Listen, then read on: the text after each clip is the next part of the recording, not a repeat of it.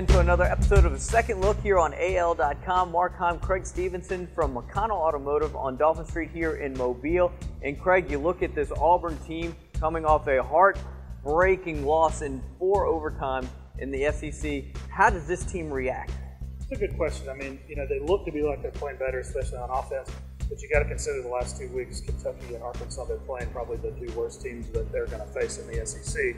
So it's kind of, how is Auburn better or the opponent that worse? Now, going forward, 4 SEC games left. They're going to have to spring an upset to get bowl eligible. I look at at the schedule they've got left: Texas A&M, Ole Miss, Georgia, and Alabama. Georgia's probably their best chance to spring an upset. Where do you rank this in program collapses based on expectations? You go back to about '98. DuBose brought that Alabama team ranked number 3 into UCLA, and it was a total and utter disaster. Is this of that type of proportion? I don't really think so. I mean, I think the immediate comparison you make is to Auburn of 2012.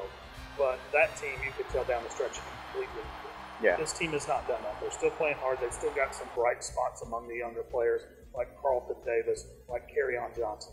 So I don't think that they've reached that stage yet. Of course, there's still 5 games left, so maybe if they have another gut-wrenching loss, maybe they will mail in the end of the season.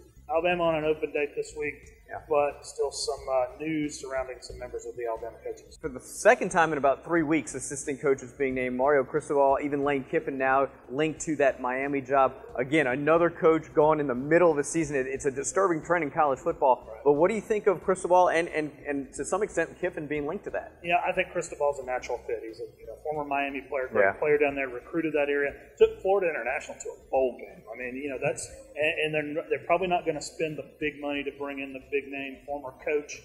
So I think Cristobal's probably the guy there. Kiffin, I don't know. I mean, I think Kiffin believes Alabama's going to go back to the NFL. Cristobal is the type of guy that would want that job. Because here's the other question: as much as they want certain guys, how attractive is that Miami job to coaches out there? That's a good question. I mean, Butch Davis has already said he would take that job. Of course, nobody's offered it to him, and he doesn't have a job. I think somebody like Tommy Tuberville might take that job, but I'm not really sure they're interested in him. I think they want a younger guy, and they'll probably go after Justin Fuente, Tom Herman, somebody like that. But in the end, I think they wind up with Cristobal. Who do you think Miami goes for, and how big of an epic collapse is this on the Plains? You tell us. This is the Second Look on AL.com. Craig Stephenson, Mark Heim from McConnell Automotive on Dolphin Street in Mobile. Until next week.